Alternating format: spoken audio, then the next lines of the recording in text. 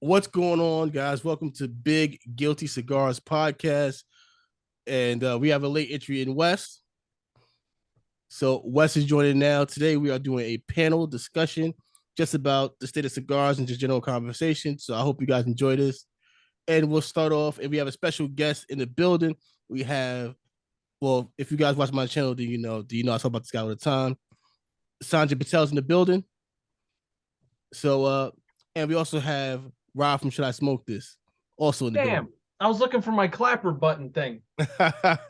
Shit. All right. So, good to be here. And I got John's in the building, Scott's in the building, Mitch is in the building, West Coast West is in the building. Not even close to West Coast.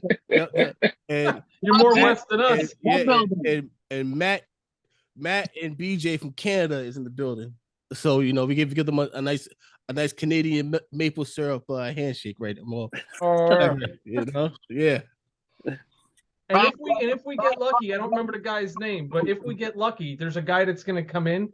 He's gonna breathe real hard, show us the ceiling of his ship for about 30 seconds, shake the camera around a while, and then turn it back to fuck off and never say a word. I can't remember who that is, but he makes an appearance in every one of our live hangouts, but will not talk to us. So, I guess Rob asks, what is everybody smoking right now? Oh, all right. Well, you got to call him. You got to call us out there. And listen, you can start in any order, man. Well, we can't just all talk over each other. So, all right, Scott. What do you? So we'll go Scott, Mitch, then Wes, and all right. The Crown Sfumato. Okay. Yeah, nice cigar. What do you got, Mitch? I got the Crown Heads Azul y Oro. Wes, what are you smoking, Wes? I got Unstolen Valor, the Maestro de Saka. John, what do you got, John? I have the Mi Querida Tricky Traca. Wow, we got two Heads and two Dunbartons going already. This is an interesting lineup tonight. Okay. What do you got, Matt? My father, Florida, Los Angeles. Yeah. Is Sanj smoking on air right now? I have a hard time saying that. Sanj is smoking Indian Franca. I got to pick up from Temple. Yeah. BJ. Well, BJ's muted, so we can't hear him. There we go. Yeah. What do you got, BJ? We got an SP Black 754. Oh, hey. Well, somebody's twinning right now. Hey, so now I also have an SP Black 754, my last one. Both of you, I hate you. I hope you get diarrhea, fuckers. Keep in mind, for anybody watching his podcast right now, that the person who hates both of us for smoking this, it's his cigar. And I don't have any. I got an Industry Killer Habano on deck. So what I got, Industry Killer we just got, but I don't have the 754, and the black is my favorite size.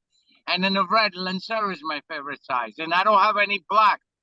And Rob, disappointed, in you. I mean, you're right next door. You see me every day. You could have just said, yo, I got you some for Memorial Day. I just found this in my humidor. Yeah. Yeah. I know. Right. I did. I was literally digging through the bottom drawer, and I found a 754, and I said, holy shit, I'm smoking that now. Yep. I'm smoking a Industry Killer RS88 Maduro. All right. Very cool. Okay, this is not my shit, but this is the last thing I'll say. Two of you here changed your faces. BJ, something's different with you. Did you have a beard or something? Yeah, we're in full summer mode now. So. Okay. And Wes, what did you change? I'm training for a marathon, so it might have got a little thinner. Oh, okay, maybe that, because I didn't think there was any facial hair previously, but your face looks different for some reason. It's weird. No, I'm still clean shaven. I'm not allowed to wear a beard at work. So. Hold on. Really? Really? All we can have is a mustache, and when I grow a mustache, I look like a pedophile. So I don't. Well, in NYP, they let you rock your face however you want it.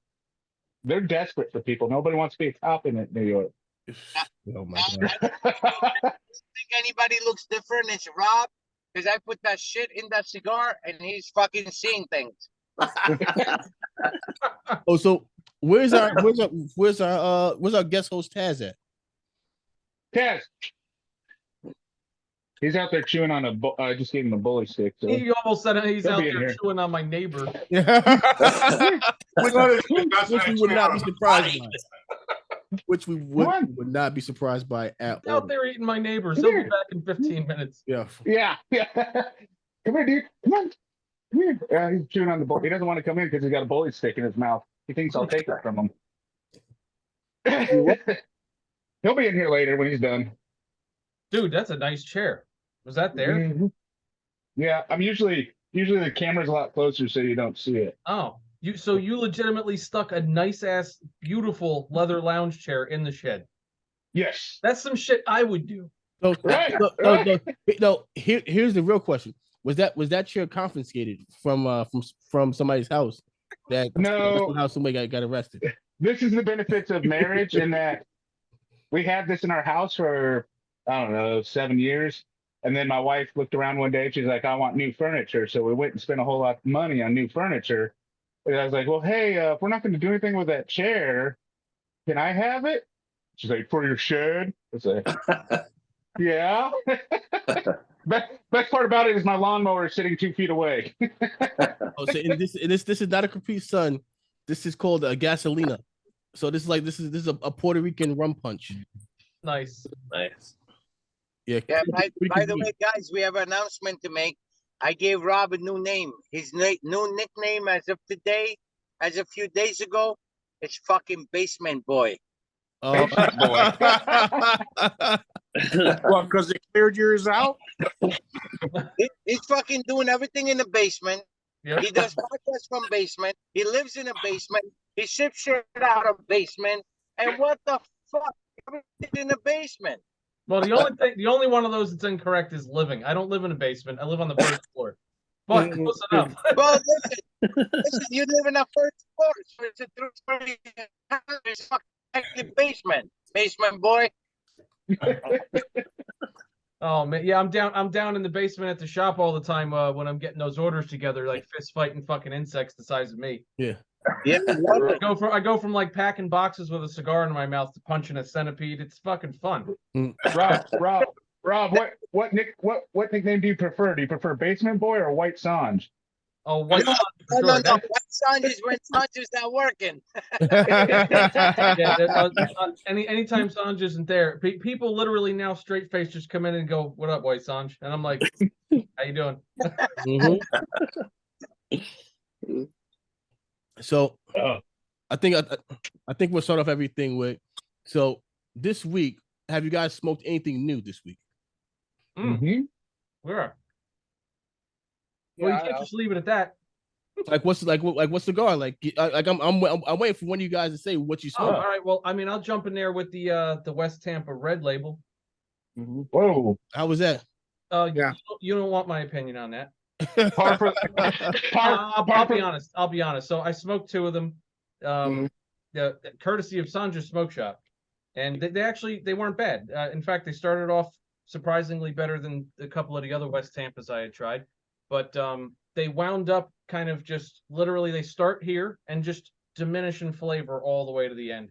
Also, kind of wind up kind of harsh by the midway point, like a weird harshness on the palate that I couldn't get rid of.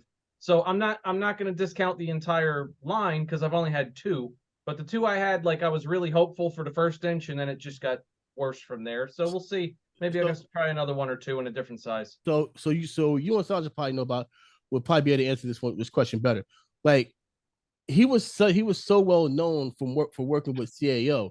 What do you think happened as far as like blending style and because he has such a strong name in the cigar community, and once he left, started his own thing. I don't think he really enjoyed none of the really so far. No, yeah, I'm a fan of a lot of Rick Rodriguez's old blends, but let Sanj take that one. Yeah. Can I answer this question? Yes, sure. Okay, so here's the problem with the cigar community, and when I say community, it's as a consumer, right? So you have 20 different blends, and you hit a home run with one, and then everyone bases that person, that blender, off that one blend, but they real quick forget then 19 other cigars they have, it's a failure. So Ricky Rodriguez is a good friend of mine. You know, I matter of fact spoke to him a few days ago, and the CAO basin they came out with, that was a hit, right? Yeah. But the rest of the CAO was just CAO. So before basin, how many people knew who Ricky Rodriguez was? Right? They knew the Zingner family, and that's all it was. So the problem is, you know, and that's another thing that I like to educate people. Don't go with the companies that they have one, you know, one hit wonder, right?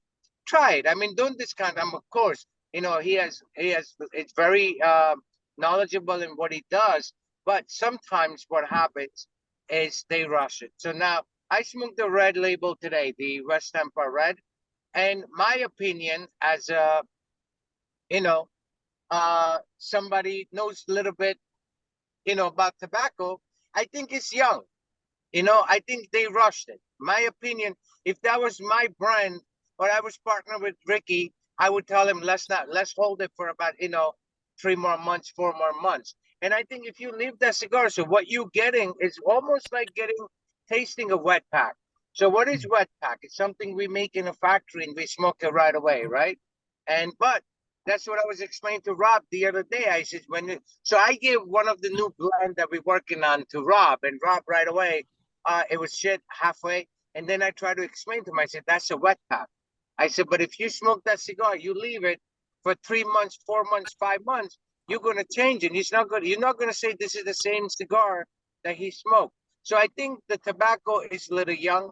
The rawness, the ammonia that I get out of it, that's an indicator, you know, that it's a young tobacco. I think they rushed it, and that's all there's to it. But other than the cigar, listen, it's a well-priced cigar under, you know, average market value today. You know, $9, $10, $11 cigar. 660 is 11, Toro is 10, and Robusto is $9. But yes, 100%. If you're not experienced in you know, uh noticing that it's tobacco is young tobacco have very distinguished taste, and that's from any country. You do Nicaraguan tobacco, Honduran tobacco, you get that little bit slight metally, coppery feeling in your mouth. You know, when you get sick and you take antibiotics and you drink water, it tastes like metal. That's the kind of you're going to taste, and that's a sign of a young tobacco. So, you know, the opinion that I would give about that cigar as of right now, you know, it's young. But what I know and what I could tell, that same cigar 3 months from now will be a phenomenal smoke. Yeah, it definitely seemed to have potential. As you know, if I'm going to be positive, it definitely seemed like it was going to be a solid blend. Yeah, absolutely. And even Ricky and I were talking, and I said, I think it's a little young, because, you know, he said, what do you think? I said, I love it, but, you know, it's just a little too young. And, you know, that's what it is. I mean, you know, you have to come out with certain things and certain time frame. And, you know, not everybody's like us that we wait. I mean, look, you know, our cigars, the Charisma has been sitting there since last August of 2022, ready. And we're not releasing it until next January. So a lot of times people, you know, when it comes to business, they just want, because they have a lot of money invested in it. And they just want to turn that money around sometimes. And, you know, and they also depend on their name. And, you know, so listen, it's not the same cigar. I could give you a blend of my red. I could give you a complete blend of black, you know, RS-88s or Industry Killer. Give you the tobacco, give you everything. You'll never be able to create that same cigar. Because, you know, everyone's measurement, everyone's hands are different. I always tell people, I said, if you have 10 people and we give all 10 people same ingredients and have 10 people make us pizza, all 10 pizzas going to turn out different. Because their hand, you know, they might have somebody's pinch of salt, it might be 2 pinches to somebody else. You know, so a lot of things changes, but I don't think that cigar, I think, look, in my opinion, far as West Tampa, I think it's probably one of the 2 cigars this year that I would say, okay, this is good. Just 2 cigars since January to now. That a lot of new stuff, and, you know, even I get stuff that we don't sell, and they brand owners send it to me, and I smoke it. And West Tampa red one is one of the other two I don't like, too mild for me. But the West Tampa, I see a lot of potential. I think that's the second best cigar they came out with. So far among all the companies and the samples that I have received, West Tampa red has a lot of potential. If you keep it, and I hope to. So what's going to happen? Ricky has a lot of cigars, and they trying to put it right now into limited shops. And by the time it gets to like everybody else, I think it's going to be the perfect cigar because it'll take like 2-3 months, and you'll see the change on it. So, I mean, and I smoked one of the other day. I don't even deal with the company. But look, when cigars are good, you gotta say good, I smoked that Villiger Nicaragua, Rob. Remember, Andrew was there and he gave me one, and that was a phenomenal smoke for Nicaraguan tobacco. I enjoyed it.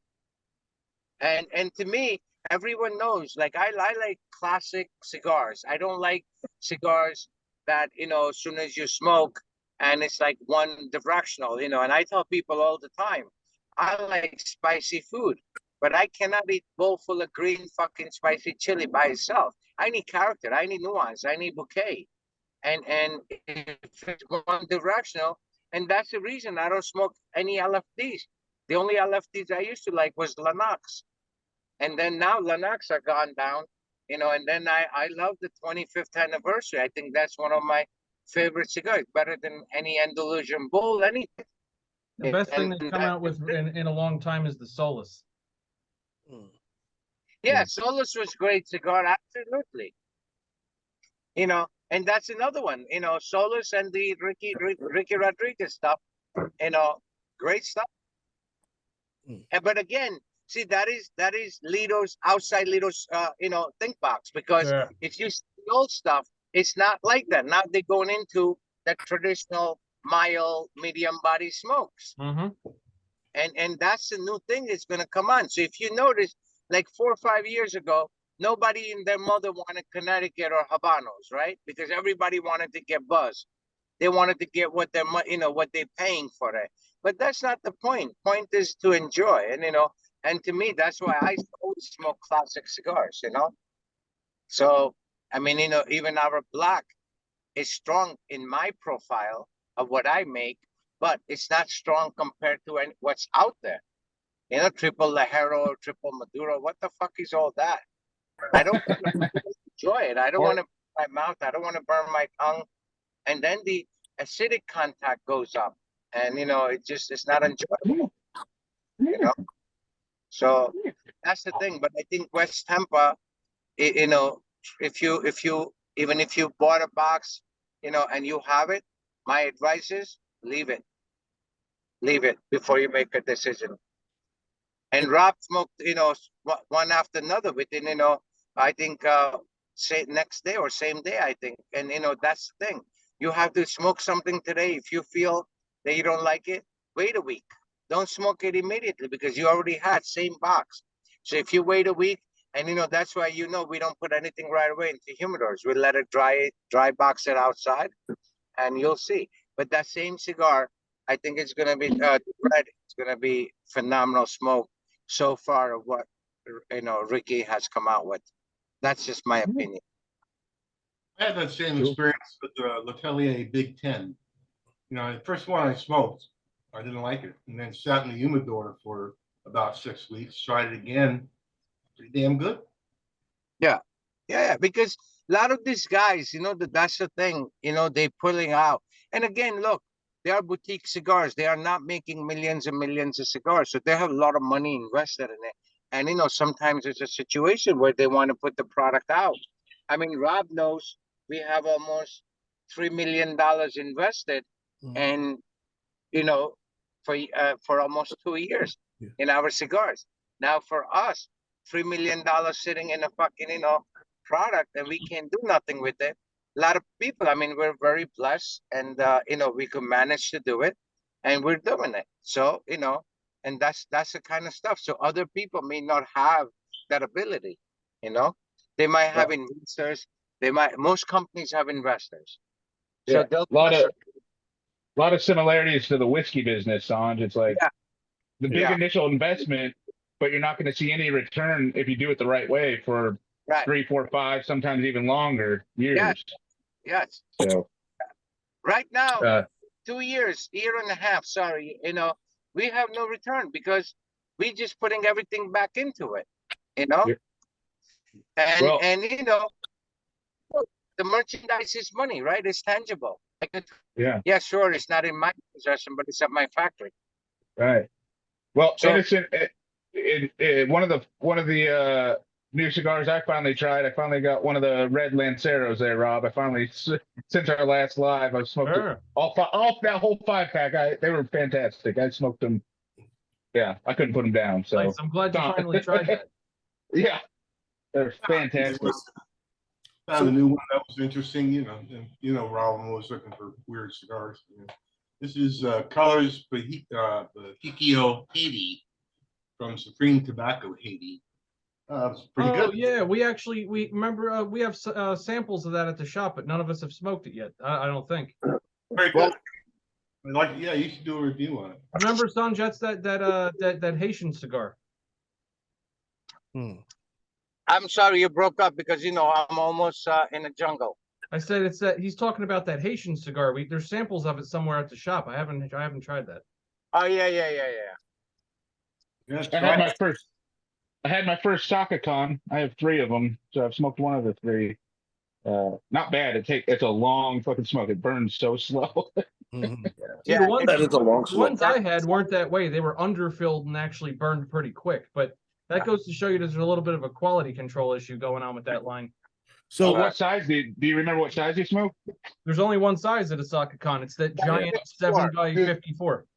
Yeah, 7.25 by 5.4. Yep. Yeah, dude. This probably smoked for 2.5 hours. I'm not gonna lie. I mean, I was doing other stuff, but I never had to relight it, so it never went out. Yeah. yeah, so I got yelled at one time, and I never mind getting yelled at or corrected by Sanj because he's always gonna lead me in the right direction. And I remember saying, "Oh well, this time it's better than the last time," and I was like, "Oh well, this batch is much better than the last batch." He goes, "No, you're saying it all wrong." And he was like, "It was those cigars sat longer than the ones I got now." And he was like, you have to understand the agriculture. And going back to the point that he was making about West Tampa cigars, when you let things sit and you let it really get those oils together, that's when it really becomes well, at least a solid cigar. But go ahead, Mitch. Sorry, you were talking about the Haitian cigar. I think it's pretty good. Some other new ones I've come across was the Tatuaje Cajoni 2015. I had one. That was pretty good. Huh. Southern Draw Fraternal Order White. It's a barber pole. Mm. Yeah. That was very That's a charity event cigar, I believe. That one goes to the FOP. It supports police officers. So thanks, Mitch. So, my job. Scott, you said, have you smoked anything new? Yeah. It's not a new line, but it's this year's version of the La Carême from Crown Heads. Okay. They come in what I call the snack size. Oh, right here. Oh, I think we got one. Yeah, about the size of a nub. Where is it? Yeah. Oh, there it is. That one. Yeah. I just got that in the cigar pack. Yeah. But So Matt, that gives me 45 minutes smoke time. yeah. Sure. You smoke anything new with the with those high tax prices? Yeah. Not really, no. Nope. we don't get too much new stuff up here, so sorry, Scott. You were saying something. I cut you off and went to Matt. Oh no, I thought you were sending that question about taxes to me. I'm out in California, where Oh, I mean, well, yeah. yeah. Well, you got it almost as bad as the people in New York. So yeah, but not as bad as my Canadian brethren. yeah. So, I Yeah. So- to them. yeah, John, have you smoked anything new? Not in the last like week or so. The only thing I smoked new in the last week was that new Freestyle Live from Drew Estate, Okay. which is it looks like one of the Papa Fritas, but a Connecticut shade, and that's kind of what it reminded me of. Let me tell you something about those damn Drew Estate Freestyle Live packs. At least in my opinion, they are not the same cigar that when it comes out that you get. They are Yeah. you're like, hold up, like, yo, I smoked something totally different when I bought the Freestyle Live. Yeah. Because that's what happened with the what's it Adobe or Blackened. no, I didn't have I haven't had the other official blacking yet, but I had the sample, but then the Adobe. The Adobe. Yeah, that one right there. I'm like, yo, this is 2 different cigars from what I the one I got in the Freestyle Live pack. Let me tell you, there's brands, I won't mention them by name, but there's brands that do that too, where the samples that they give out at the shop are not the same, like the pre-release stuff. Yeah. The pre-release samples are not the same exact blend that actually winds up getting boxed. Right. I've experienced it firsthand. So don't worry, John. It's pretty fucked up. So don't worry, John. When you actually buy the actual real cigar, you'll have a whole different cigar again. Yeah. BJ. Oh, nothing here. It's, Oh, hey BJ, how you doing? With the name like that, I gotta say shit like that. Look, Oh, it's Oreo. Who's that? I'm trying to think of what I've had. Here he is. Here's the big guy. Yeah. Oh, that's big. Nice. Oh, Yeah, both big guys. We're a good duo. Oh, Hey, you know what? At least somebody loves you, Sanj. yeah. Say hi to Mine's everybody. cooler. Say hi. let me tell you something. The funny thing is, there's 3 animals on camera right now, and Oreo's the smallest. Yeah. Because BJ's cat is fucking huge.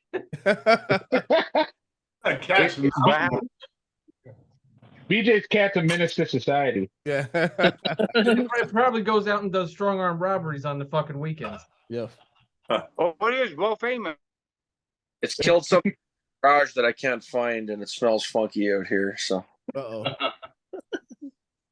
My neighbor hit a tennis ball over into our yard the other day, and the only reason I know that is because I had to clean up 1,000 pieces of tennis ball. Yeah, so I had the man, I'm trying because I go through so many cigars and going through being in Sanj is like a fucking candy shop. Mm-hmm. So I had the La Roma de la Cuba, the Reserva Special, which is pretty good, but it got bitter at the end. It got really spicy and really bitter at the end. Oh, I also had the Espinosa La Zona 10-year. I had that.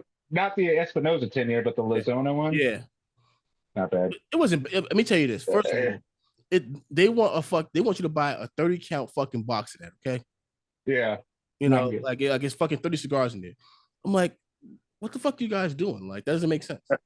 You know, like you can like nobody like I was when it first came out, I was trying to buy one. And just buy one, just try it out. And they were like, oh, well, if you buy, you gotta buy the whole box. I'm like, I'm not buying a whole fucking box of this. Well, back when I was doing the cigar news shit, what count was that box? Remember Warped put out a limited production cigar, and I think the box was like 200 count or some shit. What? Yeah, it was either 200 or 250 count, and I remember saying on the thing like, who in the fuck that must be just geared towards selling it to a shop to sell. Because you never tried this cigar before, and you want me to buy 200 of them? That's crazy. That's a nice small purchase. Yeah. Yeah, and what? Oh man! So if you guys could buy one cigar that's discontinued, which one would it be? Discontinued. Well, Jamaican. Which one? Does the original League of Provided Nine count? I was just gonna say that. That's always my default answer. It's funny because it's not discontinued, but like it is. Yeah. If I could buy a League of 9 from fucking 7 years ago, that's what I would get. Oh yeah, go ahead, Scott. Yeah, I got an answer for that one. I want another Dom Perignon. Davidoff? That was the first cigar I ever enjoyed over in the Middle East. Was a Davidoff, one of the old Cuban Dom Perignons back in the '80s, and I'll be chasing that one for the rest of my life. Sanj is sitting on a box of those motherfuckers. Yes, probably two. So you guys not gonna believe it. What I prepare myself for tomorrow morning, because tomorrow morning is a Labor Day. I mean Memorial Day. Really? I hope my wife remember the white label Davidoff was here, the old one I told you, very old. Right here. Ready? Dom Perignon. Yo, the wrapper is like gold. So this particular one is my last one. Oh. Wow. That's awesome. Smoke it and describe it for me. I want to live vicariously through you now. Exactly. Look at the aging on the wrapper. Look at the aging on the wrapper. The wrapper's not even clear anymore. Nope. Like the Stella. Yeah. That's awesome. a bar right there. Yeah. Yeah. Well, I got a $6.50 Habano industry killer, Sanj. So yeah. That's all right. Listen, we thank you for it.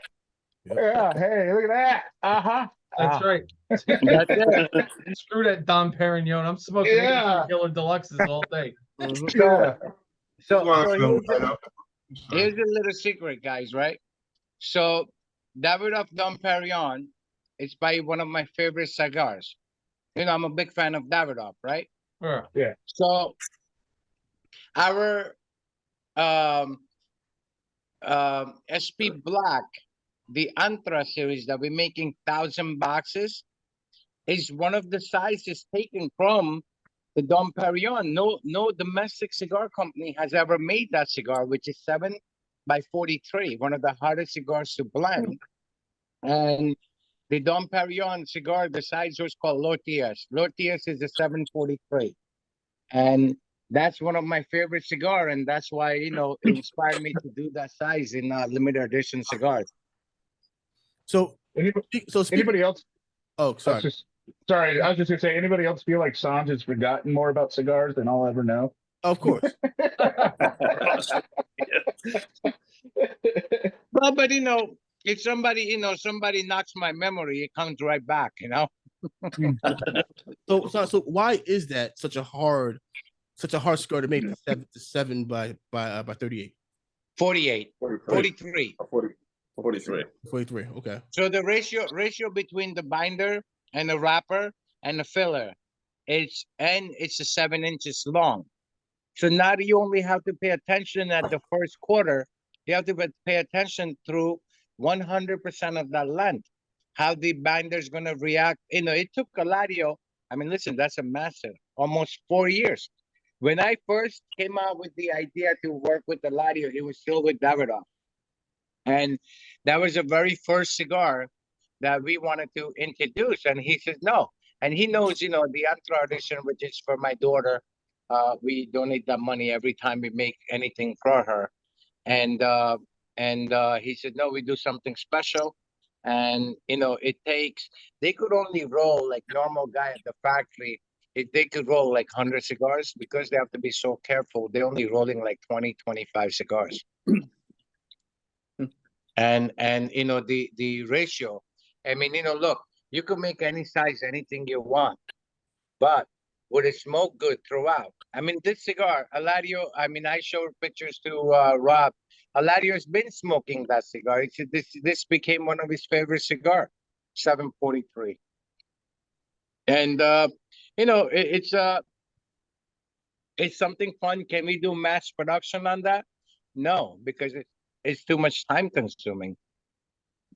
And the prices we're looking to put out, it's gonna be shocking. I'm trying to work at like $14 for the guys, $3.50 a box at 25. And that's what we're aiming at. And it's a pigtail and a closed foot. So now on all the SP Black, so first 200,000 cigars, we just made it with the open cut foot and a regular cap. Now everything's gonna come. It's gonna come pigtail and a closed foot like red. Well, hey, Sanj, does that mean that they've already got the molds and the forms for the 7x43? We bought that mold, special mold. We bought it almost 4 years ago. Okay. Because I know It way is, if Bacalera doesn't have the equipment, they can't make it. Right. So we actually had to buy, but today, the beautiful thing about science, majority of all the mold is made out of ABS plastic. It's no longer the original, mango wood they used to use. Right. Okay. Probably 3D print that nowadays. Yeah, that's what I was thinking. Yeah, exactly. I know Caldwell was trying to put out an odd size, but I think his was a 5 1/4 by 41 or something a few years back. But he had the same thing, that had to have special molds and stuff. Mold, Scott, is the easiest part, right? But the blend, whatever size you want to make, would it consistent, with the size you're making? Making mold, you can make 22 ring gauge if you want it. You can make 77. You can make 100 ring gauge, but They do. right. But the point is, it smokable? Right. No, it's not. Right, and that's the art of it. Like and like I said, look, Eladio, when we talked about it first, before I knew, I think I told Rob like a year before what was coming in the pipeline. Yeah. And we were talking since then, and I said, this is my dream, because that's one of my favorite cigars. Yeah. And That's awesome. that size, no one makes it. Very difficult. I think there was one company tried to make it and they failed. And this thing, Eladio hit it. I mean, again, look, it took us 4 years. Right. It's a damn good cigar, though. Yeah. Yeah. And it's going to be, $14. Mm-hmm. Affordable. Yeah, absolutely. For something limited, we already have cigars that done. 25,000 cigars are done. Mm-hmm. Some of the size stuff, I mean, we've talked about it before, but some of the size stuff just comes across as gimmicky. What comes to mind to me is that Placencia Sixto or whatever it is, the hexagon shaped one. It's like, why? Yeah. There's no fucking point to it. You know what I mean? It's just it looks cool, but it doesn't smoke well. But people, gimmicks sell, right? Mm-hmm. So it's like anything. It's like anything else, right? You could do the right thing all your life. Nobody cares. But you make one mistake, it's all over the fucking news, right? Mm-hmm. Yeah. You can do everything right and never make a nickel, or you can do everything wrong and just stick it in the mouth of cigar mix and mint. Mm-hmm. Yeah. So you know what I'm gonna do, Rob? Yeah. Because I'm always doing nice things. When you come over tomorrow, Right. I'm gonna let you smoke this Dom Perignon. Film it. Film it. Why am I smoking it? Hey, Record. review it, Rob. Do a review. No, hell no. That's the kind of situation where if I were to actually smoke that, you sit there and enjoy it and breathe air. That's what you do. Well, Yeah, why well- not? That's what it is. If you look Just at do my it. house outside, all you're gonna hear is a bird. Hey, Make some kind of Sanj, video about you it. should So come we. over here tonight because what you actually get to hear tonight is drunk Mexican karaoke, which is still going on. No. Rob, No, you got I wanna- you got to I film wanna- something about it so we can enjoy it vicariously through you. I want to. so I jealous want right to. now. I want to hear Woody Woodpecker that I got. I want to hear my owls at night. I want to see deers run at night. Crane. You know. Hey, It's like- hey, it's- can I come to your neighborhood at night, Sanj? No. You get lost. And by lost, he means arrested. Exactly. You've seen too much sun for Sanja's neighborhood. Let's be real. Sanj has seen too much sun for Sanja's neighborhood. Right. That's funny. Oh, Yeah, I mean, Hey, Rob. yo. Thanks for flashing the gun on the live. Now I'm like, oh shit, how am I? I'm trying to clean it. I'm like, how am I gonna post on YouTube now? They're You gonna wouldn't like, have said, if you wouldn't have said the G word, they wouldn't have known it was on here. So now you got to just edit the word gun out where we said it, and you'll be good. yeah. Why can't we say gun? Gun. I'm just kidding. It's like what's that movie? You can't say bomb on an airplane. Bomb. No, tell him what I did to Mario when we go to DR Oh, in a plane. you tell them that shit's ridiculous. So me, Mario, Angel, we go to DR at the factory, and you know me, I'm a jokester. So you go out with me shopping. You know I have Tourette's, I have all kind of syndrome. I start doing funny shit, right? So we're in the plane. We boarded, you know, everything closed. So I said to very serious. I said, Mario, you see your boy Jack? And he goes, Jack who? I said, he's right there. I said, hi, Jack. And they're like, Mario. Oh. That's terrible. Yeah. Fucking U.S. Marshals really on edge every time Son gets on a plane. Mm-hmm. Oh yeah, because they think he'll try to rob it anyway. Yeah. I almost became an air marshal Oh yeah. when Most when I of was at- the New Jersey Air Marshals, I know them. So even when they there, they Yeah. know that they there. I'm there. we had a mayor here when I was like I'd been on for about 3 years and things weren't going well with this mayor and people were getting really upset. So I started looking elsewhere for jobs. I was looking at moving to Texas, and then the federal air marshals approached me and asked me to apply, and I was that close to doing it. I just didn't want to have to travel so much. Like they could have based me out of anywhere, and I would have had to move my whole family. Yeah. And that's how you end up living in California. Yeah. Hey, innocent. come on out. Innocent. Straight. Innocent. Yep. Yes, Sanj. You see what's happening to this Republican? 11:24, and I'm just having my dinner now. You probably had your dinner and you probably, shit it out already. Ready? First of all, this Democrat bought you lunch today, so I don't know what you're talking about. Oh shit! Hold on. Hold your horses, everybody. Yes, that Democrat bought me lunch today, but all I consider that as my tax return. Scott, I couldn't live in California. They're about to make Taz illegal in California. What? Yeah. They're about to make police canines no longer used for finding and apprehending suspects. Oh Yeah. There's a bill. Yeah. There's a bill in there. Well, Ariel, come on with you. I can't stop them from having bad ideas, but I promise you that one's going. I hope it doesn't pass for the sake of the police officers in your state, man. That is a terrible idea. Yeah. There's not a safer way to go find a guy hiding with a gun. I'm going to tell you that right now. There's just not. Come on with you. make it really clear that what I love about California has nothing to do with governance. Yeah, I have to admit, I haven't been there, but it looks like a beautiful state. I mean, if you subtract the people, like the homeless motherfuckers and shit, like the state scenically looks fucking gorgeous. People that I would love to subtract. All right, so this way we don't go off on the usual Saturday night. We get political. I got a question for all you. No, I was talking about literal trees and beaches and shit. Like no politics. Like California, if California looks like a gorgeous state.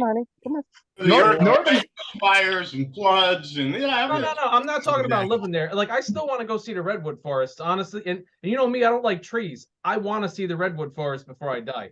That looks fucking amazing. Northern California is like the scenery of Oregon and Washington with better weather. It's beautiful. It's one of the most beautiful places in the entire country. Yeah, and that's where I live. Okay. Oh, nice. So I have a question for all you guys. Mm-hmm. So, what is your best cigar as far as moment when you would smoke the cigar with somebody? So whether it was a cigar with your dad, cigar with your best friend, cigar at the promotion, what was your favorite moment of one that you wish you can have every day? So I can go first. Well, unlike me, my moment is I get to have a cigar with Robert Sanj every day, But go ahead. My dad passed away on Easter last year. So this past Easter was a year anniversary. He had a brain tumor that was supposed to kill him. He got diagnosed in 2013, and he was only supposed to live 6 months. And my son, he was diagnosed in August. My son was set to be born or he got diagnosed in March. My son was set to be born in August. So I was like, my dad's never going to meet his grandson, But my dad ended up fighting it and living, obviously, until 2021. And he moved out here to Oklahoma because he lived in the Seattle area for the last 3 years of his life. Him and my stepmom moved out here, and we were able to help take care of him and stuff. And he started coming along with me to these cigar nights. I would go out once a month with some buddies, and we'd meet at one of the local cigar lounges and have drinks. And my dad just started off drinking, and then just having a couple drinks with us. And then he didn't want to smoke cigars because he would smoke cigarettes for 20 years of his life and thought that would make him want to start again. And I'm like, Dad, even if it did, you've got a brain tumor, so you're gonna. You've got a terminal illness. What's the worst that's going to happen? You're going to have lung cancer and a brain tumor. You can't really do much worse. So, but it doesn't make you want to smoke cigarettes anyways. And so he finally settled down, and I went into the humidor and I picked out my favorite cigar, which is the classic Tabernacle in Toro size. And man, just sitting there with him smoking his first cigar, really enjoying it. And our buddies, and listening to him tell stories from his 23 years in the Navy. And it was just one of my best memories of the last few years of his life. So I think that's part of why I might have had cigars that maybe even taste better than the Tabernacle, but to me, that the Tabernacle is a special cigar, and I'll love that cigar forever. So there you go. Nice. Yeah. So you got one, Matt? I don't know. Maybe when my daughter was born, I guess. No. What'd you smoke? That's the thing. I think it was a Monty number 2. Very nice. So very good. I don't want to be crude here, but that's kind of a bad one to christen your daughter with. Yeah, it's a strong cigar. Well, given the history with that cigar, I don't know if you know this, but that's the one Bill Clinton and Monica Lewinsky did funny things with. Oh shit! Oh shit! Oh. You got. That's pretty famous then. Yeah. Yeah. Oh yeah. Oh, you got one. Yeah, my first cigar experience. I was hauling cattle to Regina, Saskatchewan, and my grandfather wanted to drive west, so he came with me on a run in the truck. And I had never smoked a cigar, And anyway, he always smoked cigars, and so my truck never smelled the same after. But we smoked. He smoked Century Sams, which are like dollar, friggin' absolutely horrible, rolled up cat litter and dog hair, you know. But you know, it was experience of smoking with him, and he's been gone for 23 years. So Still $12 a stick in Canada, though, right? yeah, Probably now, yeah. You got one, John? Yeah, I mean, mine would be back when I lived in Rob's favorite place when I grew up in Staten Island. We used to go to my mom's house. Island. Yeah, my family all got together every year for Christmas Eve at my mom's, and I was the only real cigar smoker. So I would give my uncle, and my dad, I hear the fucking accent now too. Yeah. But we would, I would always, it was always Aston Ace Maduro. I'd have a box and I'd give out like 6 or 7 of my uncles, my dad, and every Christmas Eve we'd smoke cigars out on the back deck. And I wish I could go back and do that. That was awesome. Yeah. Scott, you got one, Scott?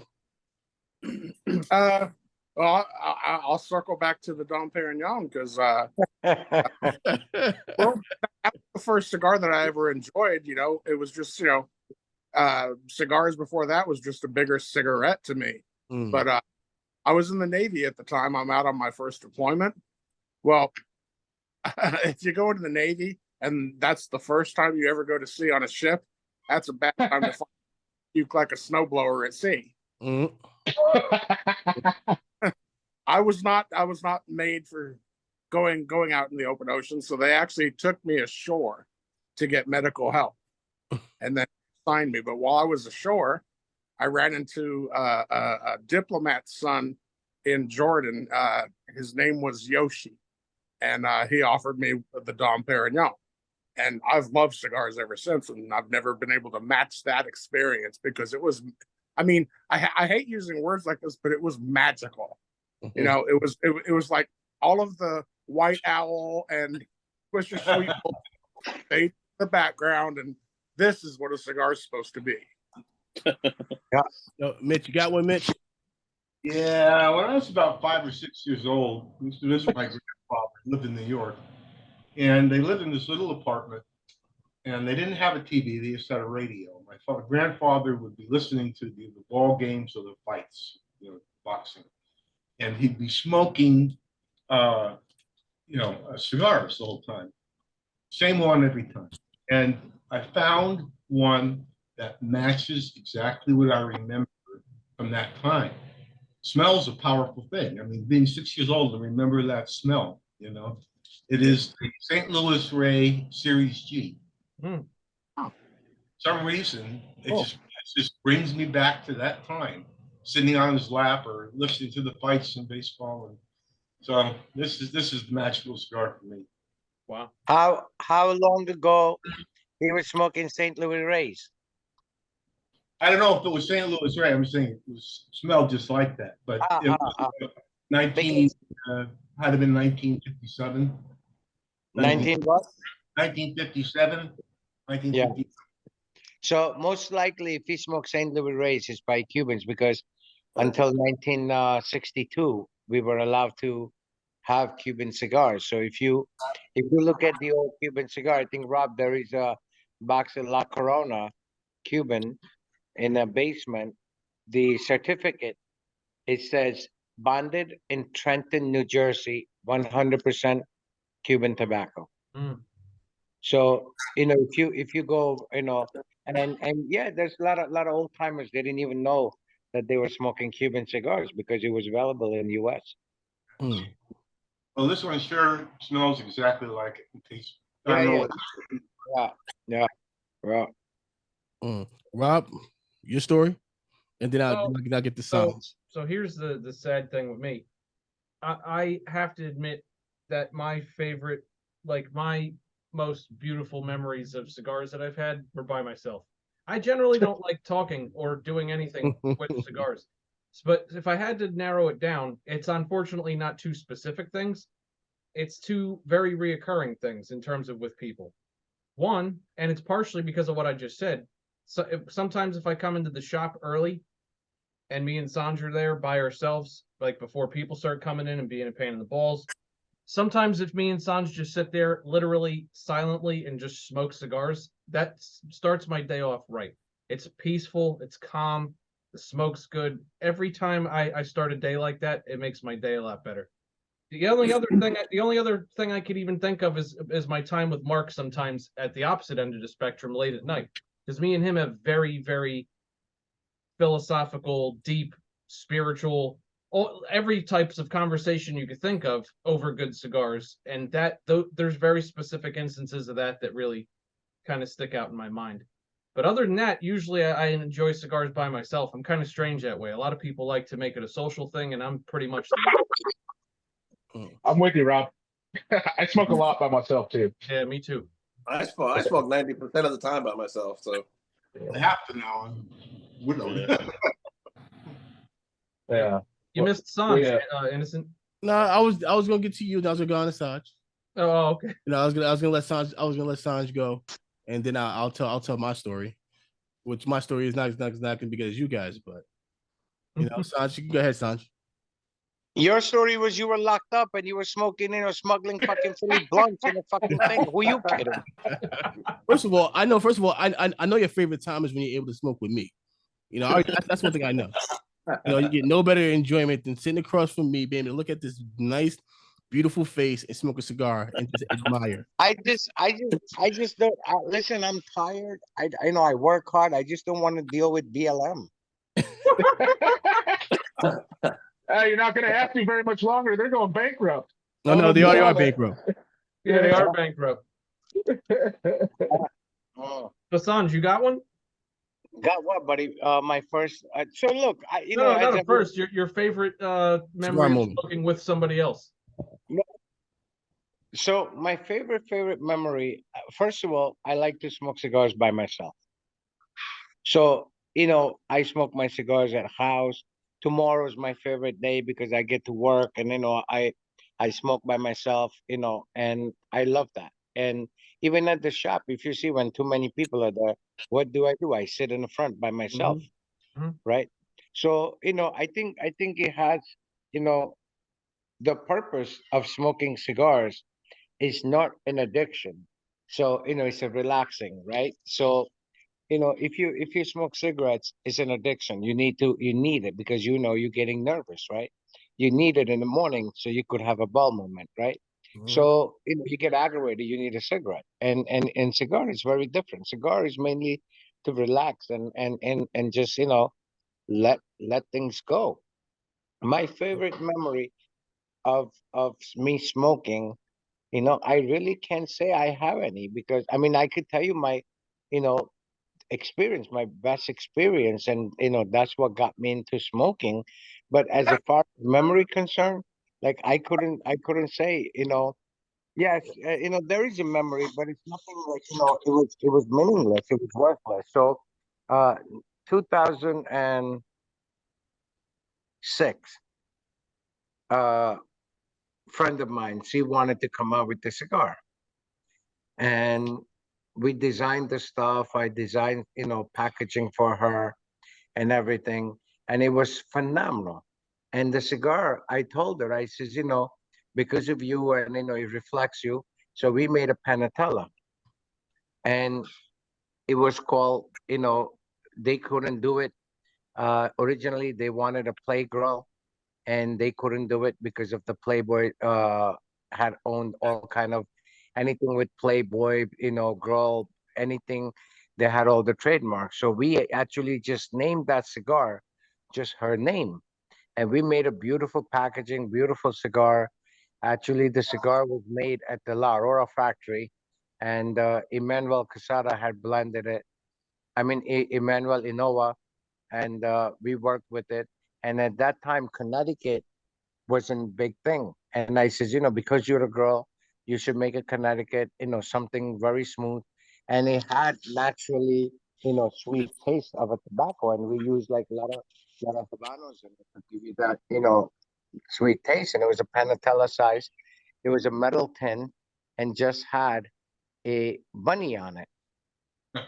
And that cigar was made for a good friend of mine, Paris Hilton. Holy shit! Wow. Well, hey, Sanj, let me ask you this: what was it like the first time you smoked a cigar that was yours? It has your name on the label. You worked on it. You know, it's finally the full product. It comes in a box. You open it and you smoke that for the first time. That had to be pretty special, I would imagine. None of us You know, else have done that. no, because the way when we made it originally in '90s when we were making cigars, right? It Right. was again, it was something out of frustration of what others were doing. And I says, we could do this better. And that was the whole thing. So like I never looked at it and say, wow, this is my first cigar. I don't have any of my cigars, like my first batch, I don't have any. Because to me, I collect other people's stuff, right?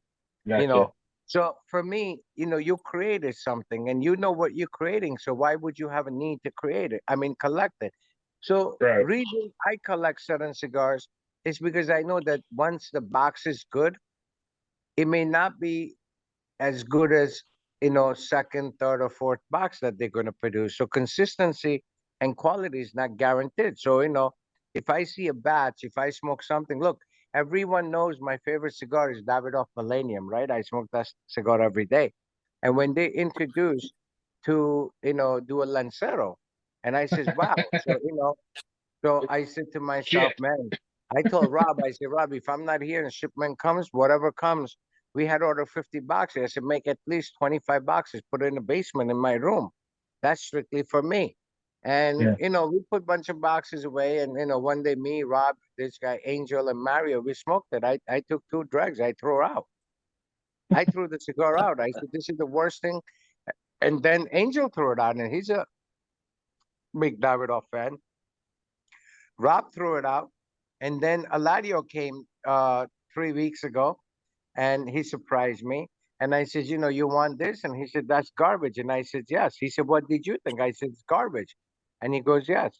So, you know, I don't want to, because to me, I have faith in what we're doing. So I know whether it's a first cigar or a last cigar, it's going to be identical. So I don't feel the need of keeping those cigars. Gotcha. So I don't collect my own stuff. People say, "Oh, you should have the first box signed by Chico and you and Eladio and you." And I'm like, no, I could have those boxes signed anytime I want. Who's gonna know? Who's gonna know this was the first box? Or Yeah. 250,000 box. No one's gonna know that, right? But Right. I don't feel the need of collecting my own cigars. I don't have anything of my own. Interesting. And because we know that, look, our thing is quality and construction and consistency, and and when you get into mass production, that's when you lose that touch. We're not making mass production cigars. We're only making 250,000 cigars per year. Yeah. So it's Rob, I don't know. I don't know how many of these I've smoked now. I've bought probably 4 or 5 bundles of these, and then I bought a box of the 754 blacks. I've had several 5 packs. I don't think I've ever had a single plug cigar from you, yeah, or even a but really bad, not even a bad burn either. It's incredible. So yeah, considering I'm but paying that's see, $7 a cigar. see, that's the thing that we guarantee. We tell everyone. In '90s when we had our SPs, we used to had uh warranty thing in it that if you had any cigars, that you couldn't smoke it, return the box or bring it back, and we'll give you money back or replace your box, no questions asked. And so far, nothing has come back. And that's the thing. So for me, you collect stuff that you're afraid that it's not going to be same. And nowadays, that's basically on every manufacturer, because they just, to them, it's a business. For us, it's just, exactly what the box is, love and passion. And look, if it wasn't just that, 2009, I mean, 2008, late 2008, early 2009, we didn't have to take the cigars off the market. Consumer would never know, but we couldn't guarantee the construction. And the companies, I had issue with it. So even Rob knows, I have issues with lot of stuff, even at the shop. Like companies come in and I'm like, no, I tell them straight out. I said, this is garbage. I'm not putting this because my customer depend on me. Right. I'm not gonna buy something. Listen, just a few weeks ago we were sitting, Drew Estate guy came in and I said, I think we're done. after 20 some years. We're done doing business with them. Wow. And for I me, tried really hard not to applaud right in front of him. not even, but you just have to, when people consumer complain, when stuff stops selling, nobody, and when a consumer complains and say, hey, this is not the same thing, then you have to do something about it, because we're not like any other cigar shops. Other cigar shops won't throw out. We got rid of Fuente, and it's just the way it is. I mean, for us, Sure. I could sell individual client different cigars, because I could educate them, I could teach them. But when you go into other cigar shops, that's the stuff sell. What they sell Fuente, they sell Padron, they sell, and they don't want to give stuff like that, because for them, it sells itself. So nothing required. But if you have to earn it, then I think, they couldn't do it. And that's the thing. So for me, I mean, look, my best experience was, I remember I was working at my uncle's cigar shop. We were like 14 and a half years old. And I'll never forget, it was Tiamo Palma. It was a little Corona Tiamo Palma Cedro Deluxe.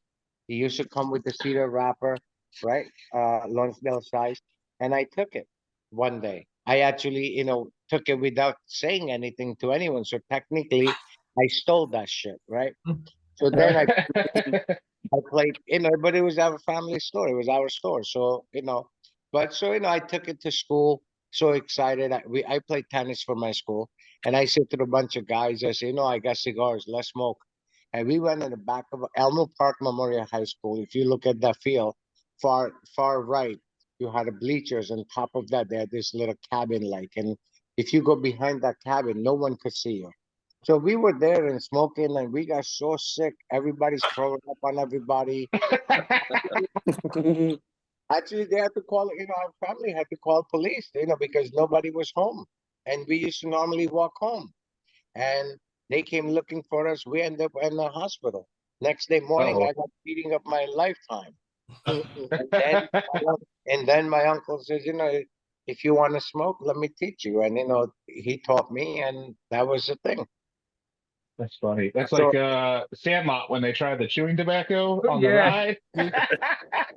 Yeah, and that's the day I wish I was dead, because it was the feeling that I had. It was like crazy shit. I'm like, what the fuck am I feeling here?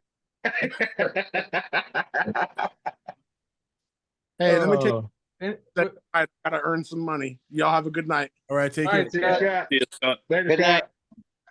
Scott. Innocent, what's yours? I'm very simple, man. For me, I cherish moments with family. So I actually had a cigar with my dad for the first time down in Florida. And we had a cigar. Now, mind you, my dad, he'll have a cigar and he'll pick something because the band. I go, that's too strong, Dad. And he'll go and he picked the Leaf by Oscar, the Escuro.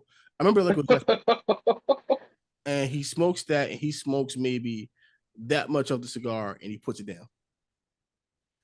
And I'm like, really, Dad? And then my dad came up last year, and the whole time, we're gonna go to eat, but I'm like, let's go to Sanj's, because like for me, I want him to go to like my favorite place. Yeah. And It's your community. yeah, and like that was one of my favorite moments when he came to Sanj's, he met Sanj, he met a couple of guys, and he sat back and he actually sat there and smoked. He smoked halfway through the cigar this time. Mm. And he just, and for me, for him to come and do the things that I enjoy doing, and being around my environment and seeing the people that I'm around, it was a good time, and he enjoyed it. But it got me yelled at. It got me Yeah, yelled at. you remember what was it? What happened? You remember when your dad for the first time? What was the first question I asked him? Yeah, why did you be innocent when you guilt? It was something like that. Well, what Yeah. you Sanj? Mm-hmm. I said you were the original founder of BLM, because you named your son Innocent already. You were claiming his innocence.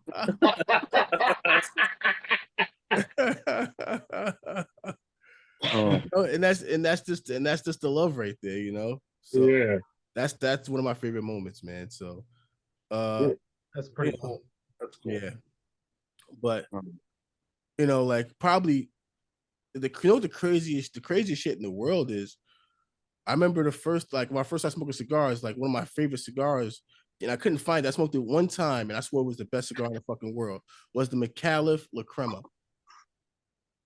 McAuliffe, man. Oh, Micallef or McAuliffe. Oh, Yeah. yeah. I'm over here fucking boasting about that cigar for months. And this is before before I started going to Sanj's. You know, before I started going to Sanj's, I didn't know any better. You know, and I had a cigar again maybe a year later, and I smoked it. And mind you, if a cigar is bad, I'll still power through it because I don't believe in wasting tobacco. You know, sometimes it's so fucking bad, just like fuck it. But you know, I got like halfway through that cigar and was like, this is shit. What the fuck was I thinking back then? Hey, you know what? I'm not trying to hijack your shit here, but that would be an interesting question: is what's a cigar that you couldn't finish? Yes, go. I never, you know, because Yes. I'm always asking questions. I never thought to even ever ask that. That's an interesting one. Yeah. Huh? Ooh, Go ahead, Rob. Well, Rob, you got 50 cigars that you couldn't finish. Oh, yeah, I've had plenty. But most memorable, believe it or not, was actually at the shop. It was when Sanj first got the, because you know I always say I'm very hit or miss when it comes to a lot of the tatuaje stuff. Some of it I really love, but he had first gotten the satin glove, and I figured, oh shit, because you know Sanj knows anything new comes in there, I try it. That's how I've always been. So I said, oh shit, I've never had a satin glove. I remember Sanj came back there, and he saw me just like looking at it, and he said, what's wrong?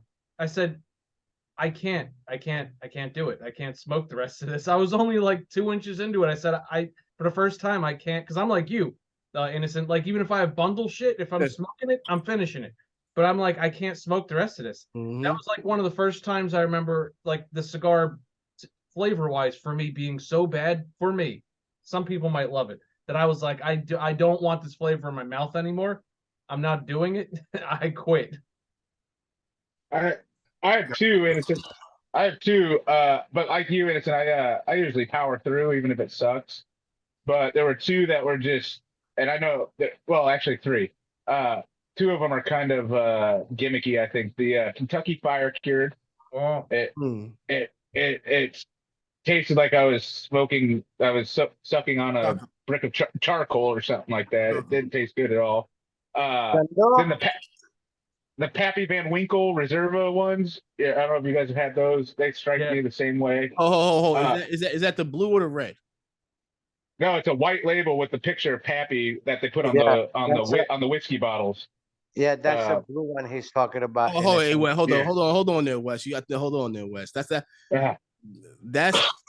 like that one a lot. That one tastes to me like a salt lick, like you would give your cat, like a horses to lick on, dude. It was just. And then one that's actually really popular. A lot of people love it. I kept going back to it because people are like, man, you just got to try it in a different size. The Diesel Whiskey Row stuff, the Sherry Cask one, everybody loves that. It just comes off as so harsh and bitter to me. Every single one I've ever had, I get about a third into it, and I'm like, this is miserable. I'm not enjoying it, you know? Wow. So, yeah, I know. Those are pop. I know the Pappy is popular because it's always being sold at one of our local shops here. And I know Diesel, the Whiskey Row, but I'd rather have their the black label Diesel, I think it's a Nicaragua Puro or something like that. I actually like that one way better. Oh, so, yeah, the one that comes in the tall 10 counts. What's that called? Diesel Delirium. Yeah. I'll smoke that all day over. That's actually a decent cigar for how cheap it is. Right. And so that one. Then I don't know if you guys have had like the Buffalo Trace. Here, let me tell you something ahead of time, and hopefully the guy who sent this in doesn't watch Innocent's podcast, because somebody sent me a couple of those about 3 or 4 months ago, and I smoked 2 samples. Well, I tried to smoke 2 samples. That's on the list of cigars I couldn't finish. It's so fucking bad that I got about. Not only did I only get about 1.5 inches into it, even though it was sent in for review, I said I literally, well, I said to myself, I said, the guy could, if he asks me about it, I'll just be honest. I am not reviewing this, and not because I don't want to say what I want to say about it. It's so bad that I'm not gonna sit on camera for an hour and a half or more and try to smoke that. I don't want to. I don't want to. My mom knows I love Buffalo Trace whiskey, and she bought it for me for a gift. Bless her heart. She knows I love cigars. She doesn't know anything about them, so she saw, hey, Wes loves Buffalo Trace, and he loves cigars. He'll love this, So I got it, and I'd heard bad things about it, but I was like, cool, Mom, thanks, awesome. I smoked it on the back patio, and right from light up, I was like, this should be sold at gas stations. Yeah, it was trash. It's only been one cigar that I couldn't finish, and then I had to send the whole pack back to Famous Cigars. They had this bundle of Cuban rounds. It was hideous. I mean, it's the only one I couldn't finish in my entire life. I couldn't even get halfway through it. It was hideous. Well, some of the budget ones are pretty bad too, like that the Corum. Somebody got a bunch of Corum Maduros when we were out on a lake day one time. And oh god, I didn't even feel bad throwing that one away. I'm not sure that one's even tobacco, but I don't count that because it's like it's like $1.35 a stick or something like that. I don't even count them. But man, that was horrible. What about you, John? Probably the most recent one would be the Foundation Upsetters. I bought a 5-pack. I didn't know it was infused. I love Nick Malou stuff, everything.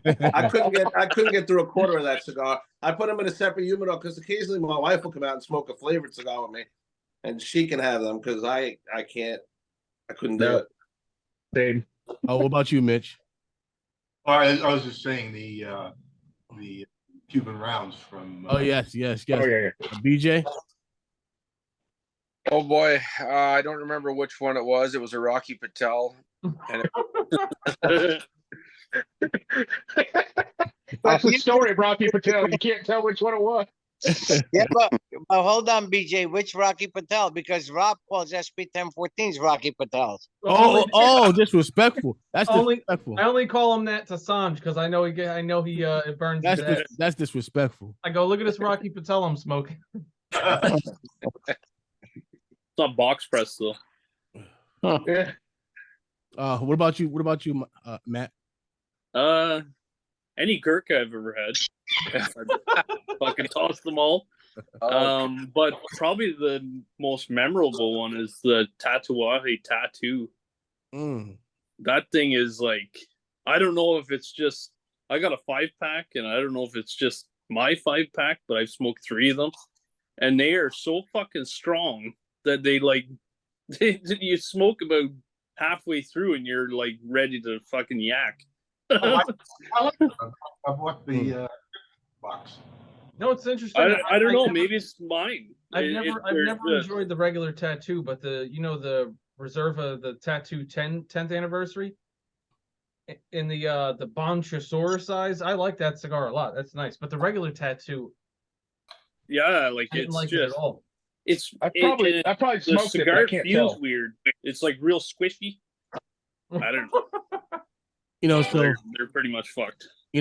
One thing that Sanj always says to me is you never badmouth another cigar brand. And no. See, there you go. Yeah, no, Sanj definitely never said that because he does it all fucking day. Yeah, but he does it. But he says never go up and do it on a podcast because you never know if you're gonna have to talk to that. No. See, innocent, you're misguiding people. What I say, you were starting a podcast. Yeah. I said if you don't have enough research, and you guys, first podcast you guys did when I saw it, when I called you, what did I do? I said delete that. Yes. Because if you don't have, I could say, stuff because I have 32 years with experience. Yep. You come into the picture yesterday, you can't call that kind of shots if you want to continue. Now, if you're smoking for a long time, if you have experience, you have first-hand experience, not hearsay experience. That was strictly for your podcast, not me. Yes. So for me, AKA I'm Sanj. I can say whatever the fuck No. What I'm saying, what I mean by that is Sanj he says if I don't have the knowledge and research on it, I can't go and speak in bad mouth on it. Yeah. That's. Yeah. So you can speak to your personal experience with each brand. yeah, so I would say this: I've never really had a good experience with Perdomo cigars, except for maybe 3. I smoked the champagne, and I can't lie, like I see people come in and they grab the champagne, and I kind of want to just smack it out of their hand. Yeah. Like I really do. Yeah, but again, Perdomo Champagne is probably one of the mildest cigar we have. Yeah. So when the newcomers come and they don't smoke like that, that's okay. You don't like it because you're learning about cigars. So that doesn't mean the cigars are bad. The question here is what's the worst cigar out there? So far, everybody passed, you fail. Oh my god. No, so like the only ones that I've bought when I first was probably the Gurkha Beast. And I was like, oh. You want to know something? Let me tell you. I'm going to take you back to a little throwback. And a cow of Brazil. Oh yeah, the Brazil. CAO Brazil. Well, the CAO Brasilia is an odd beast because if you buy it, it depends on the size. Like if you buy it, I was just gonna say that. If you buy it in the box press, which they come out with from time to time, it's actually fucking awesome. But if you buy it, it's like a chocolate bar. But if you buy it in the GOL size, yeah, the gold there. But anyway, where'd he go? Oh, he's there. down here. Yeah. So back in the day, I'm gonna put Sanj on the spot. Back in the day, Sanj had some Gurkha, right? And now you had a dusty. This was at the very, very end. You had already basically stopped reordering them. He had a dusty ass, just one facing left of Gurkha Seductions, dusty. Those cigars, I bought the rest of them over the course of like 2-3 weeks. That's how fucking good it was. The old Gurkha Seduction was excellent. So here's the thing with Gurkha, right? So back in the beginning, they had a good cigar. So if you go in my basement, go tomorrow if you're working, Rob, and if you're in the basement, look, I have a lot of collectible Gurkhas in my humidor downstairs. I have the Gurkha Salomon, which was $130 a cigar. They came in crates of 100. I have like 8-9 crates. If you look at the black Majestics and all that, I have boxes and boxes of it. Those cigars are worth $500-600 a stick. But they have a $1 million cigar. Yeah, that stuff.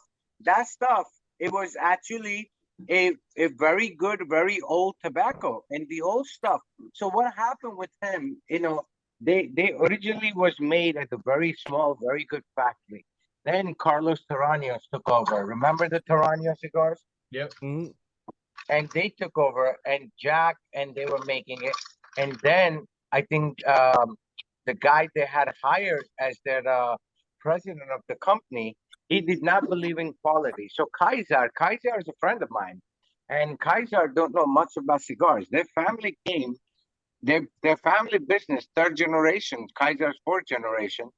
They made shot seats, like boxes, decorative boxes. That's what their business is. And their whole goal was to sell the boxes, not the cigars. So, and not when Kaiser was handling it, when they hired the CEO, and he said, look, we're making these boxes, let's just put garbage cigars. And then their failure came, the loss came, is when Kaiser and I would have a conversation. And I used to tell Kaiser all the time, I said, Kaiser, what you're making for catalog, and it's a different quality cigar, and change it because what you bring into cigar shops is a different quality.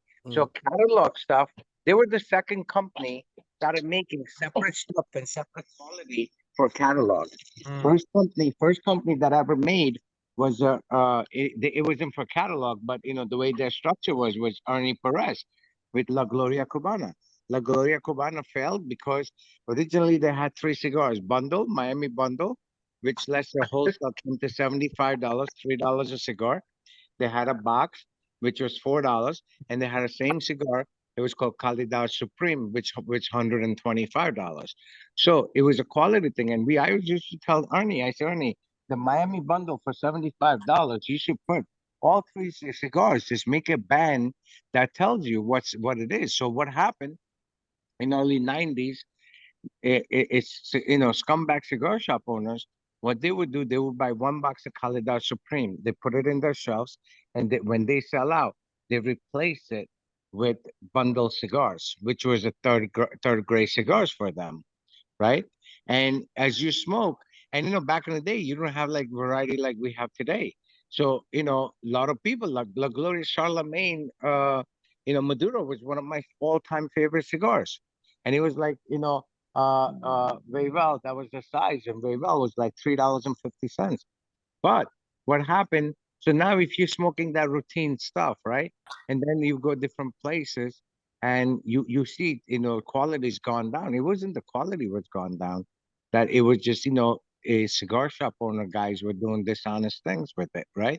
And same thing with Kaiser. So what you get in so like Warlord came in a beautiful chest. Matter of fact, see, you guys talk about history, and I'm showing you history, right? So here, this is a box of Warlord. Oh shit, that's cool. Wow. Right? Wow. That's insane. That's cool shit. Yeah, that's a 30 Warlords in it. And what happened? So we used to sell that cigar 6x60, right? For $9.50 was MSRP. And when you buy from the catalog, that cigar, so at that time, that cigar will cost us $4.25 a cigar, right? And then catalog will pay 80 cents a cigar. But if you look at the catalog cigar and the boutique shop cigar, the weight was almost 90% or 80% higher. And then the catalog stuff, so they will sell that box, and they will say, hey, it's $5 a stick.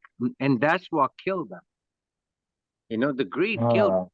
That was the original stuff. If you go tomorrow, go in the humidor and you see, my inside humidor, on the left side, look at it. There's crates of 100 cigars. And those cigars, back in the day, was $130 MSRP. And that cigar was so good that I collected all the trays I could get my hands on it. Then we have the Black Emperors and stuff. Those boxes are $4,500 to $5,000 a box of 10 cigars. If there's any of the old seductions floating around down there, we're gonna crack one open one day. Well, when Monday I'm gonna let you smoke that Salomon, $130 Salomon. That cigar, you. If I remove the band and say, hey, this is something very special, you would never know. Well, I wouldn't judge it negatively even before that, because if you tell me it's an old Gurkha, which it is, I would still be open-minded to it's good, because some of the old Gurkha stuff was good. Yeah. The original stuff was phenomenal. Yeah. Oh, phenomenal. And you know what the beautiful thing about Kaiser was? It wasn't like Rocky. Rocky tell you, he did this and he did that. Rocky don't do nothing. Kaiser would tell you, say, look, I don't know anything about tobacco. I depend on people, but all I know is how to make the best boxes in the business. And he did have it. Nobody could beat his box game. Nobody. Yeah. I have two old Gurkhas from like 2000. Yeah. Something like that. And they were kick ass back then. Yeah, they were good. Yeah, absolutely. But that goes to show you how far they fell, is the fact that we're all agreeing, people that have been smoking a long time, that all had amazing Gurkhas back in the day. Yet now in 2023, Gurkha is the absolute laughing stock of the cigar industry. When you bring up their name, people literally laugh. Yeah, but that's because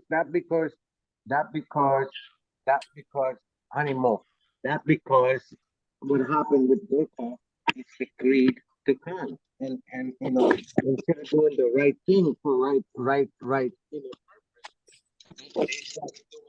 they started doing money thing, and that's what we started. And they wanted to do, because at that time there's not too many retail shops, so, and they had a big avenue with like CI and Cigar International and Famous.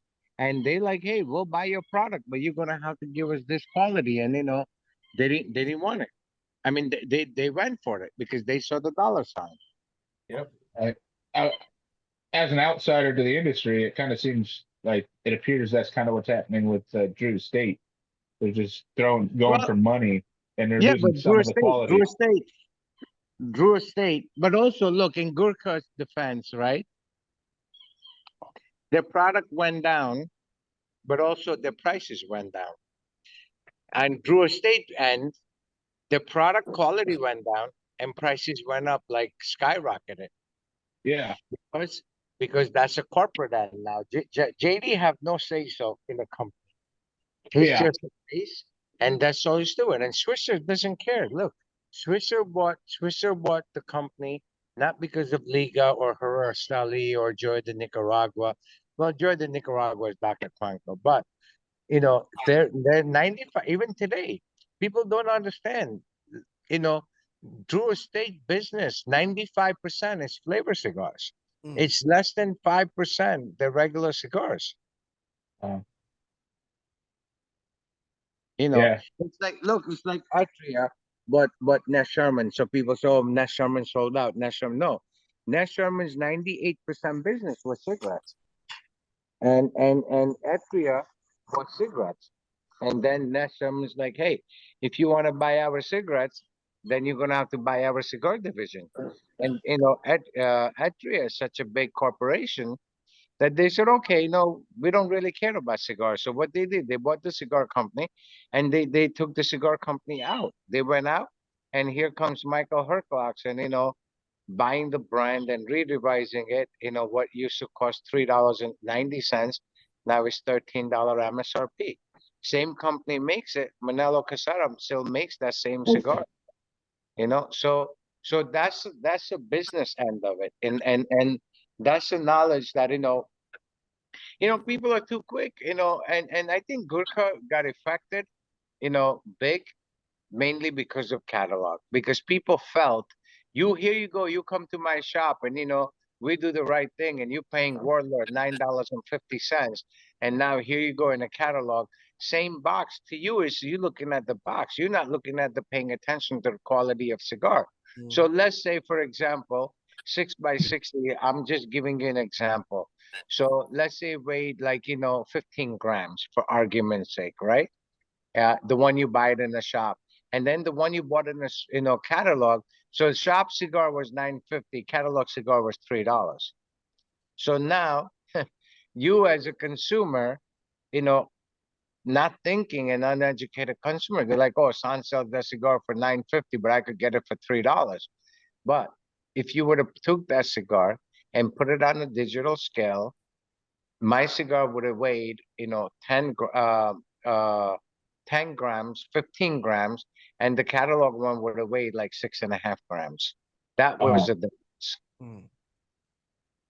But, That's wild. so if you look at, like a store cigar, it's like, very firm, not firm as our SPs, but it was still firm. But if you look at the catalog, it was like this. You could pinch it like this leather, you know? And that's what it was. So, people never paid attention to it. And if you talk about any of these blogs, you see a lot of places, nobody talks about the weight of the cigars, and they won't talk about it because that's the only way that they get to cheat on it. So if you look at, like, I go on a blog and I tell them, pick, if I'm at the shop, I said, pick your best cigars, and you squeeze it and it squeeze, like Padron squeezes $38 cigar, squeezes completely, right? Opus Last City squeezes completely, right? And that's what you're getting. You're not getting the weight. Look, how many companies tell you? I was in a blog yesterday with guys from Michigan, and I cut open cigar, was shocked. And how many people tell you, look, our SP Red Lancero is 13.5 gram. Go find me. I don't care what price range you get it. Go take that cigar and put on the digital gauge and find me 13.5 gram Lancero. Not going to happen. Find me 14 and a half, almost 15 grams of Robusto. not going to happen. 16 grams on a red Toro, not going to happen. And that's the kind of stuff that we take pride in it. You know, you look at anybody, you know, right now, if you have our cigars, you know, size per size, compare it to other sizes. Like put SP red in a one hand, and then every other one in every other hand, then you're gonna see the weight difference. Is there a And chart that tells you what a certain Vitola should weigh? I'm sorry. Is there a chart or something that tells you what a certain Vitola should weigh? So a proper way, no. So actually, no one talks about that, right? Because they can't. So if you actually go on a European Cigar Journal magazine, not as a consumer but as a brand owner, they'll send you, if you want to send in, you know, they want to rate your cigars, they will call you, they will send you this application. You have to put every single information. If they receive, there is only one company that give them actual weight. And when you give them that weight, you don't have to declare that. But when you give them that weight, and they would actually, you know, put it, and they would try you out on it, you know, call you out on it. And there was only one company in their history has done it, and that was us. And they were shocked. They were shocked. Do they, even if you don't put it, do they weigh your cigar? No. No, Okay. it's one of the criteria that they ask you. You don't have to put that information in if you don't want to. So But if you don't put it, they don't weigh it. No. Okay. No. I wish they would start doing that. Yeah, Just to call people. I was gonna say that I'm doing the same thing. I'm gonna start weighing my cigars. Yeah, but if you wait, it doesn't mean anything. If you wait, you have to wait for. So there is no specific or standardized weight for the cigars. I'm just telling you what our cigars weigh. So even if you have, for example, if you have SP Red or SP Black, Robusto, Toro, whatever size, you know, take that cigar right now and put one hand SP Red and one hand whatever other Robusto you have. And you look at the weight on it, you're going to feel the difference in your hand. And nobody, even, you know, black, if you see the black, the way it feels firm in your hand. Versus other cigars feel so light. I was in Lebanon, and Rolla had a meeting with the guys, and there were like 11 Habano cigar smoke VPs and presidents. We had a meeting with them, right? And we compared. They never believed in weight, so I put the cigars in guys' hands one by one. One hand black, one hand, you know, any Robusto they had, you know, and one hand red, and any other Robusto they had. And they were shocked. They were shocked of the weight. And they're like, you're not going to be able to draw it. And I, you know, they were all smoking. And I said, look, you don't even have to cut it, just pinhole. And they were smoking perfect. So, you know, that's the thing nobody talks about. And, you know, people, and that's why I hate going to a lot of blogs, because at this kind of knowledge and this kind of level of understanding, they don't have it. If their thing is, hey, this cigar tastes good, you know, this is made by so and so, he's famous, so, you know, he's got to be good. No, you know, that's not the way it should be.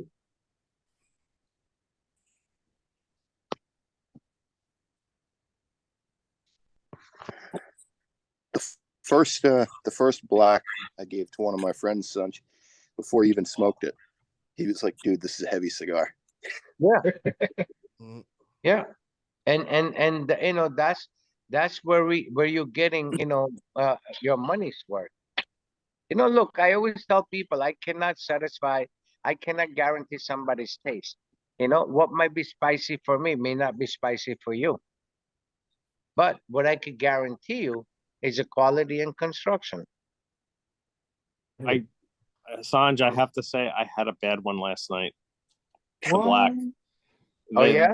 It does exist. I hate to say it, but I had one that halfway through I threw into the fire because I was like, I'm like sucking on. It was like sucking on a wall. I don't know what you call it. It just did not draw. It was a rare one. Yeah, but it can happen. It can happen to any cigar. It's handmade. I get it, and So, but meanwhile, my industry killer. Oh my God, this is not perfect. There's perfect. This is perfect. Yeah. So I'm gonna explain something to you about black versus red. So black has this, first of all, it has 7 tobacco blend in it. Second, the problem comes in, and we always tell people, and Rob has a lot of his clients call up and say, you guys don't put Boveda in it, you guys don't put Boveda in it. We can't put Boveda in a black or black. Black, if you get little, even at my shop, we tested it. We put some cigars and we have a central humidification system.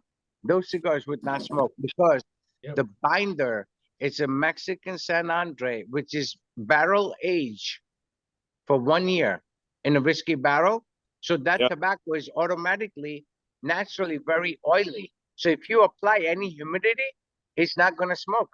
Now take that same bag and leave that cigar outside. Don't humidify those cigars and then smoke it, and you let me know. Yeah, my humidor is like at 66, 67, so it should be too much humidity. Yeah, actually, much? all of the blacks that I've ever purchased, I keep literally on my desk inside, and all of the ones at the shop. Ask Sanj, she laughs all the time because they'll be smoking blacks from in the shop. I go all the way in the basement back to my shipping room to get a black. That's where I smoke them because they smoke perfectly down there without the humidity. Yeah, because black, when you have. See, when you have, I think, Rob, we should make a little note that not to over humidify any, or don't put black in humidor, because the San Andres wrapper plus this a type of quality of the wrapper, nature of the wrapper is extremely oily. Then what happens?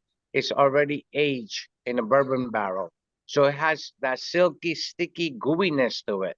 Yeah. And if you apply a little bit of humidity, it's actually going to compress down. So if you smoke black, we don't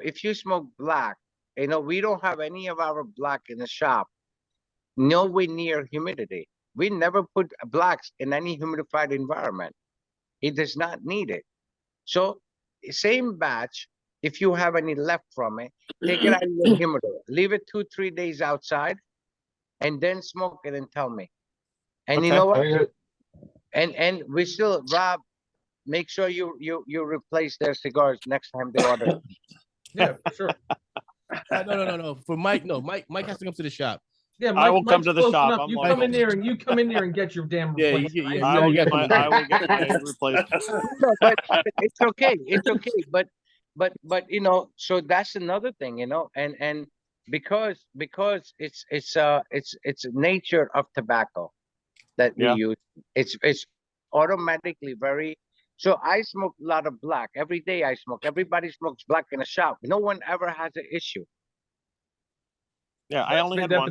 But that's because, like we're saying, all of those cigars have never seen a humidor. Exactly. Right. Yeah. And when Rob's guys call us and, hey, you ship us 5-pack, but there's no Boveda. And I'm like, no, I always tell Boveda actually damages cigars. People don't understand. But now especially in the black, you apply a little bit of humidity, good luck. You're not going to be able to do it. I don't have a problem with blacks here in Arizona. because it's going to be hot climate there. Yeah. Yeah, it's a hot climate. So, it's not drying out your cigars. Yeah. No, I do have them in the humidor, but I can never get my humidors up beyond 49%. Yeah, humidors are worthless. It's nothing. It's just a nice box. Yeah. So, all right, guys. Look, I gotta go. I gotta work tomorrow morning. Tomorrow, I'm a contractor. I'm a construction worker tomorrow. I will. I'll see you tomorrow. See you later. Yeah. Good to see you. Yeah. God bless. And hey, Innocent. I love you too, Sanj. Innocent. Listen, man, if you get locked up tonight, don't call me for bail money, because I'm going to sleep and I'm shutting my phone off. All right. Good night, guys. Good night. night. Okay. Bye-bye. Innocent is living by his name. He's not doing anything wrong. Oh, right now, yeah. That's funny. Yeah, so The character. so Mike, so I say Mike. Matt, what are you drinking on, Matt? Hi. What are you drinking on? I see every now and again I see this nice Craig Elke, 13. Okay. Oh, nice. Scotch. That's not a common. Yeah, that's a different one. That's a good one. I like that. She's a bit dirty, so if you like the spring banks and that kind of stuff, like the not so normal scotches, you'd like that one. I can't tell. What do you mean? Your background, your screen right now is very depressing. It's like a man by himself by a fire. Yeah, you know, I'm smoking some Aquafina. So when you're like by yourself, and it's like at your face. What do you mean by dirty, Matt? I'm not a drinker, so I'm not. It's just like Scotch. You usually get your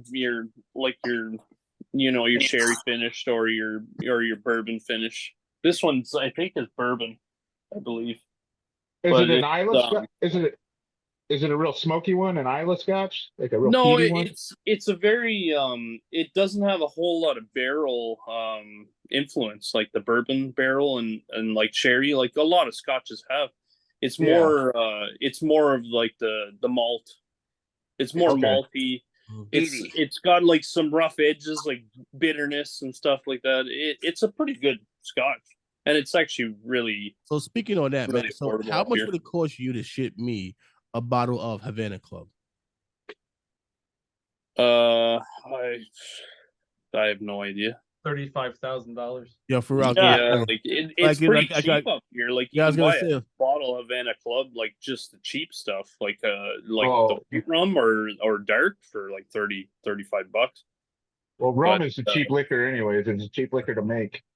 And because if you could just put it in a as a gift, I wonder if they would go up and hit you hit them at the border, like, nope, this cannot be imported. Yeah, like I don't know. Well, you do it the way I ship cigars up. Yeah, just put it in as you just whatever. fucking lie. Yeah, you pack it well so it doesn't move, and you say it's fucking dildos. They'll never open that box. That's against the grain of natural Canadians thing. You don't lie to the government with the Canadians. Yeah. Well, no, they wouldn't be lying to their government. They'd be lying to our government. Fuck it. Yeah, like now what he'll do is he'll put like two things and make maple syrup on top of it to make it seem like he's just importing. Yeah, that's all. Yeah, just fucking maple syrup. You're probably not allowed to import that either. Oh shit! Yeah. Why do you want to just try the Havana Club? Go to hell, BJ. Yeah, because apparently it's like really fucking good. Havana Club. BJ. I mean, not BJ. Innocent. You realize that Sanj has bottles of Havana Club in the basement, right? Oh wow. You just probably better stuff than we have. Just ask him. He might have one that you could just fucking take. Yeah. Sanj doesn't drink. He has it down there. Yeah. Just so it's something else he could say he has. Yeah, true. Yeah, like it's a good rum, but it's definitely not nothing to really look out for, because it's one of those rums it's just a lot of sugar. Yeah. They just put a lot of sugar in it. Yeah. So it's not really like I would probably get Ron Santiago if you're looking for a Cuban rum. Okay. Yeah, Ron Santiago's probably one of the best Cuban rums out there. Is Ron married? Is he related to Carmen? I have no idea. About that one. But if you're looking for rum, I would probably go with like Diplomatic or something like that. Oh well, yeah, we can get Diplomatic over here. Yeah, I would say Diplomatic is better than Havana Club any day. I just had somebody recommending Diplomatico to me the other day. Yeah, it's a good rum. Yeah. And by the way, Florida Canya is a pretty good rum. Havana Club's kind of like Jack Daniels in that if you're in the United States, we're like Jack Daniels is nothing special, but if you go overseas, everybody talks, oh, Jack Daniels, that's good American whiskey. Blah, blah. No. Yeah, like Havana Club up here is like your bargain rum. Yeah. it's not as bargain as like Bacardi or something like that. I don't know if I can like rum. If I want to drink a mouthful of sugar, I want Dr. Pepper. Right. Yeah. That's why I've never been a rum drinker. I mean, it's not like I've had all of the good rums, but back, especially in my 20s, I tried a bunch of different rums. They were always it was like drinking syrup with alcohol content. I didn't really. Yeah. That's why I wound up on whiskey. I was like, there's no character to this for me. It's just overly sweet. I know, and there were, there were fine differences from rum to rum, but I was just like, this is just fucking, it's sweet. It's just too sweet.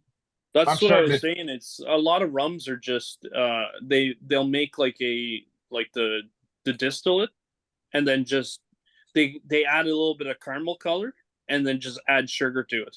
They don't even really age it. A lot of rum is already distilled from sugar cane, so it's already a sweet liquor. But to get it to be really sweet, they put just pure sugar in it. Right. And that's the problem with rum, like the industry, is most of it's like that. You have to really look at a lot of different rums, and if you find a really good one that's well aged and stuff and no sugar added, they're actually really good. I'm training Rob, and you said Dr. Pepper, which is like my favorite. That's like mine too. It's my favorite fucking soda. But I end the recording right here, so this way we can go back to our normally scheduled program.